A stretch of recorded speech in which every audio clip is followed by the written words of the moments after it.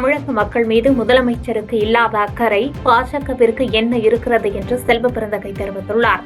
காஞ்சிபுரம் மாவட்ட ஆட்சியர் அலுவலக கூட்டரங்கில் நடைபெற்ற ஆய்வுக் கூட்டத்திற்கு பிறகு செய்தியாளர்களை சந்தித்த தமிழ்நாடு காங்கிரஸ் கட்சி தலைவர் செல்வ பெருந்தகை, கல்வியை அரசியலாக்குவதும் பாஜகவிற்கு கைவந்த கலை என்றும், தங்களது பிள்ளைகள் மீது முதலமைச்சருக்கு இல்லாத அக்கறை பாஜகவிற்கு என்ன இருக்கிறது என்று கருத்து தெரிவித்தார். உண்மையில் தமிழ்நாட்டின் மீது அக்கறை இருந்தால் நிதி ஒதுக்காதது ஏன் என்று கேள்வி எழுப்பிய செல்வ பெருந்தகை, தமிழ்நாட்டில் தீட்டப்படும் திட்டங்கள் சிறப்பாக இருப்பதால் தான் அண்டை மாநிலங்களும் அதை பின்பற்றுவதாக தெரிவித்தார்.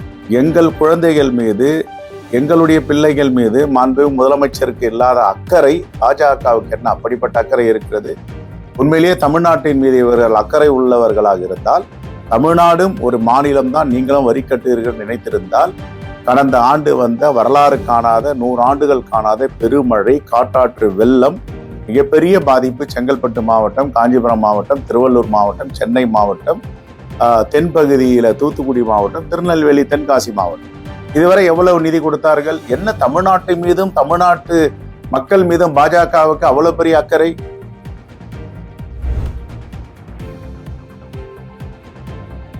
மதிமுக சார்பில் தான் எவ்வித பள்ளிகளும் நடத்தவில்லை, அரசியலுக்கு வந்து இருக்கும் தொழிலையும் விட்டுவிட்டேன் என துரை வைகோ தெரிவித்துள்ளார்.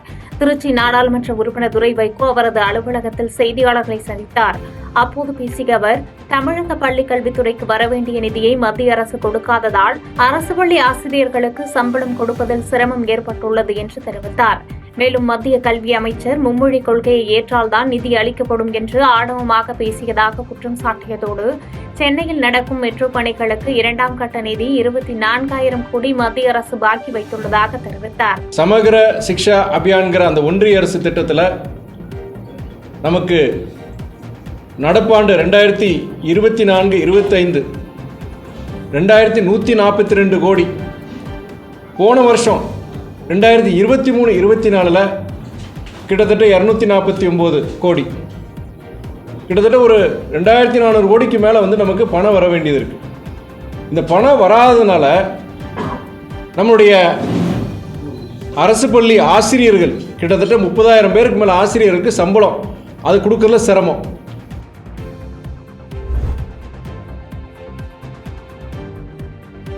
எந்த நிலையிலும் மத்திய அரசின் திட்டத்திற்கு தமிழ்நாடு பலியாகாது என்று பள்ளிக்கல்வித்துறை அமைச்சர் அன்பில் மகேஷ் பொய்யாமொழி திட்டவட்டமாக தெரிவித்துள்ளார். திருச்சியில் செய்தியாளர்களுக்கு பேட்டியளித்த அமைச்சர் அன்பில் மகேஷ் பொய்யாமொழி, புதிய கல்விக் கொள்கையில் மும்மொழிக் கொள்கையை கொண்டு வருவது பள்ளி இடைநிற்றலை அதிகரிக்கும் வகையிலான திட்டங்கள் இருப்பதை சுட்டிக்காட்டியும் மத்திய அரசு அதில் தீவிரம் காட்டுவதாக குற்றம் சாட்டினார்.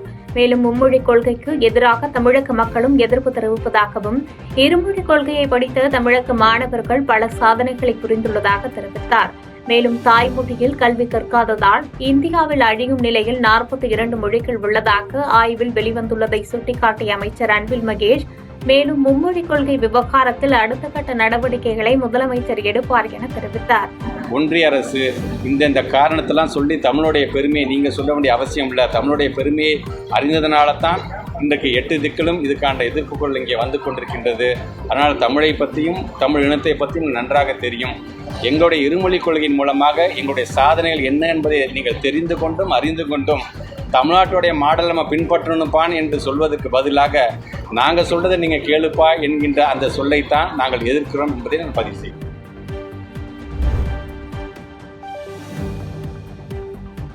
ஸ்டாலினை அப்பா என்று மக்கள் கூறுவதாக சொல்வது 21ஆம் நூற்றாண்டின் நகைச்சுவையாக உள்ளது என்று முன்னாள் துணை சபாநாயகர் பொள்ளாச்சி ஜெயராமன் விமர்சித்துள்ளார். திருப்பூரில் பொதுமக்களுக்கு துண்டு பிரசுரம் வழங்கி தெருமுனை பிரச்சாரம் மேற்கொண்ட மாவட்ட செயலாளர் பொள்ளாச்சி ஜெயராமன் செய்தியாளர்களுக்கு பேட்டியளித்தார்.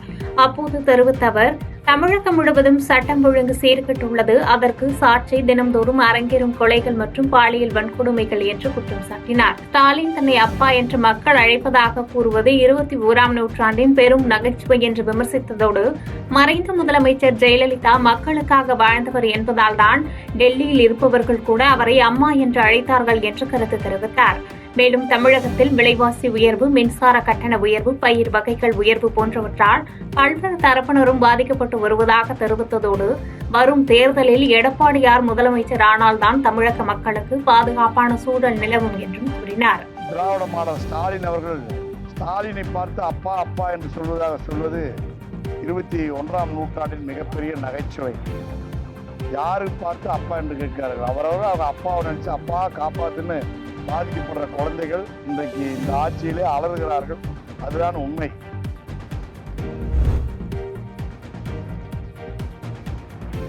கல்வியில் அரசியல் செய்வதை முதலமைச்சர் கைவிட வேண்டும் என்று மத்திய இணையமைச்சர் எல் முருகன் தெரிவித்துள்ளார்.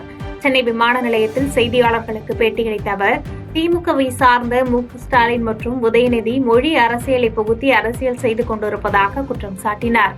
மேலும் கல்வியில் அரசியல் செய்வதை முதலமைச்சர் கைவிட வேண்டும் என்று வலியுறுத்தியதோடு இளைஞர்களை தமிழக அரசு பின்னோக்கி இழுத்து செல்ல வேண்டாம் என தெரிவித்தார்.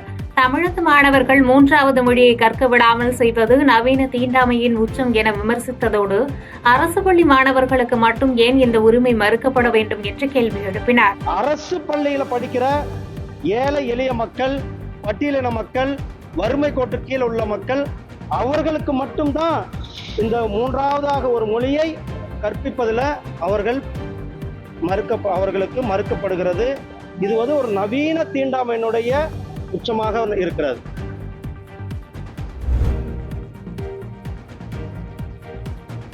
தமிழ்நாடு முதலமைச்சர் மு.க.ஸ்டாலின் 2 நாட்கள் சுற்றுப்பயணமாக கடலூர் மாவட்டத்திற்கு நேற்று மாலை வருகை தந்தார்.